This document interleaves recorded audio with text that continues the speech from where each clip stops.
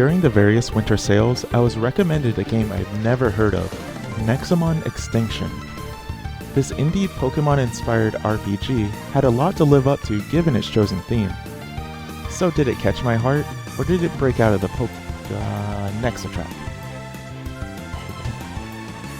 Right off the bat, it's easy to see the inspiration for Nexomon is tied to the classic era of Pokemon titles. It's got the overhead view, grass encounters, trainer battles, the small variety of special abilities to progress in the world, and more. The team that made this game really did an excellent job of recreating a world that harkens back to Pokemon. The towns and various maps in between were simple in their styling, but complex enough in their layouts to keep them from being boring.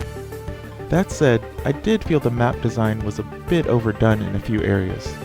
It was a theme I noticed throughout the entire game. What I mean by this is that various obstacles or forks in the maps never felt necessary in most cases. They kept things from being boring, but didn't convince me that they were a good design choice either. What I did enjoy was the variety in the maps. Places like the Drake Isles have a unique Japanese springtime vibe, which is contrasted by a city in a volcano. Of course, it's nothing new for JRPGs, but it was nice to see. I did wish the world was a bit bigger and had more to see, but what is there is sufficient. What was really surprising was the almost open world nature of the game. From almost the very beginning, you can go off in any direction available to you. It was both refreshing and a bit intimidating.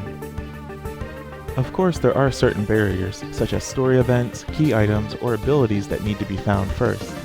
But really, you can go just for seemingly forever to see new monsters and environments. Thankfully, the game has a pretty generous level scaling system going on too. It allows you to be able to try and grab different monsters the first time you see them, instead of waiting to be strong enough. It works the same for battling too. You can battle trainers at your level no matter where they are or in what order you're doing things. They can even be re-battled after walking around for a little bit. I would say, though, that this game is actually a bit more difficult than the average Pokemon game, so be careful. Battles are simple turn-based affairs as well. Each monster takes turn bashing on each other until one is knocked out. It's definitely based in the Pokemon roots, because each monster has their own weaknesses and strengths. And just like Pokemon, you can even swap out, use items, or run away instead of attacking. Sadly, the battle animations leave a lot to be desired. A few hops, shakes, and maybe a little elemental animation is all you're gonna get. It's serviceable, but nothing special. Encounters are mainly done in grass when you're outside, or anytime in caves and dungeons. There's absolutely a huge amount of Nexomon to be seen and captured throughout the game, somewhere just under 400.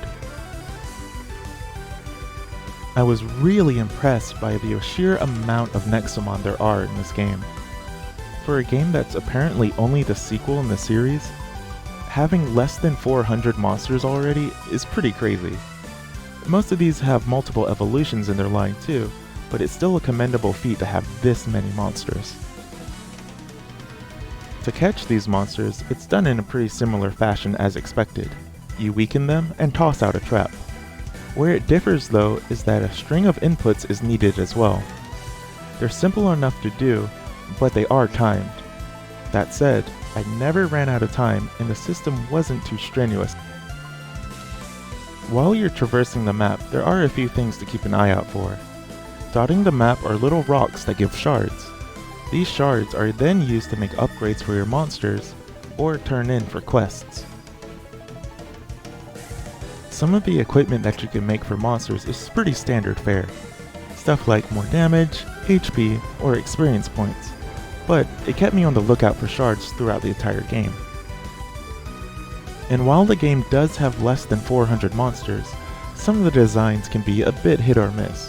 But of course, this is all opinion. Given the amount of Nexomon there are to see, you'll no doubt have a few you like.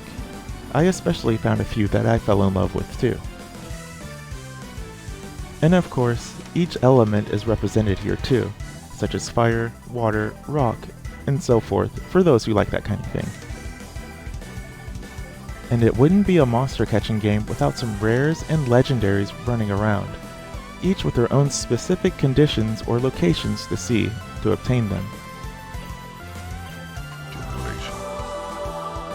Together, we have risen against every odd and hardship. This world is built over millennia of friendship, loyalty, and love. The story in Nexomon was actually a little surprising too. It fully leans in on the fact that it's a game and has a questionable premise of having children battle monsters for fame and glory. There are a ton of fourth wall breaks and sarcasm in this story. There is a more normal video game story going on parallel to all of this, thankfully, but your constantly snarky companions never hesitate to chime in on the insanity going on around you. It was both refreshing, but also somewhat trying by the end. It'll definitely be an aspect of the game that you either love or hate. Like I said, it didn't get to me personally until about halfway through the game. When all is said and done though, there weren't too many big plot twists or surprises, but it was a fun adventure filled with some pretty fun characters too. Recently the game had a new update. This update allows you to choose different options for your next run of the game. These new options include things like EXP boost, and even randomizers. There really is a ton of options for those who love things such as challenge runs. I enjoyed my time with Nexomon Extinction a lot more than I thought I would. Some of the designs are hit or miss, and the battle animations leave a lot to be desired, but it definitely scratches that nostalgia itch for catching monsters and going on an adventure. Nexomon Extinction is a solid Pokémon-inspired RPG that has a lot of potential. It doesn't break out of the mold it's based on, but it stands on its own as a great Pokémon alternative. If you're looking for a more difficult version of a monster catching adventure, Nexomon Extinction might be worth a look. As always, thanks for watching, and leave a like and a follow if you enjoyed the video. Of course, leave a comment and tell a friend. It really helps spread the word about my channel. Thank you very much.